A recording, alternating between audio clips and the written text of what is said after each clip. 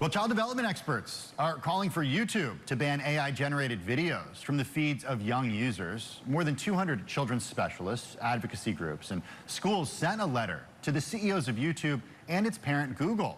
Let's get the details with Bloomberg social media reporter Alexandra Levine. Alexandra, good to have you here.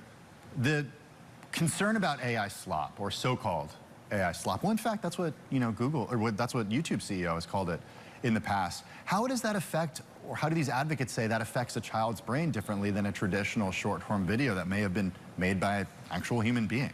Yeah, well, as we know, concerns about kids and screens and how much time they're spending in front of platforms like YouTube are not new.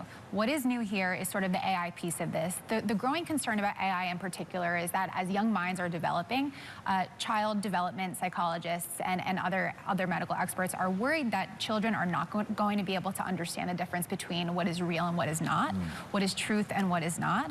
There's also concern that because AI slop tends to be very eye-catching, very clickbaity, very spammy, that will be more time spent in front of a screen, and that time spent in front of a screen, they're concerned, is going to be displacing other kinds of real-life activities that are key to emotional, social, cognitive development. Where does YouTube come in on this? Because they have in recent years rolled out an entire slate of tools that are supposed to be part of this YouTube Kids platform. Where do they fall?